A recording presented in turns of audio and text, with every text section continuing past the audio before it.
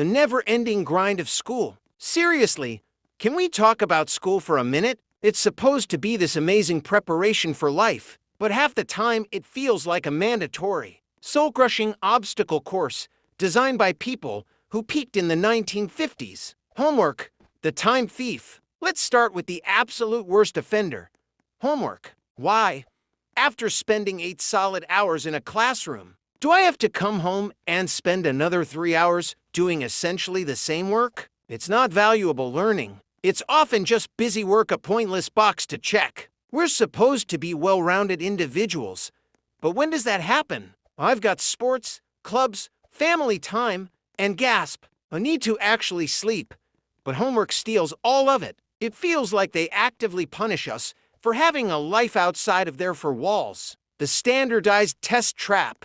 Then there are the standardized tests. These monolithic, high-stakes exams are touted as the measure of our intelligence. But all they really measure is how good you are at memorizing information and filling in bubbles under extreme pressure. Our teachers are forced to teach to the test, which means they have to rush through fascinating topics just to cover the specific, often narrow, material that will be on the exam. We lose depth, we lose genuine curiosity, and we're left with this superficial, performative learning. It's an insult to both the students and the teachers. Outdated curriculum and skills. And can we talk about the curriculum itself? I've learned more about the reproductive habits of mitochondria than I have about how to file my taxes, understand a mortgage, or properly manage my personal finances. We spend years studying things we'll never use, while being completely unprepared for the real-world essentials.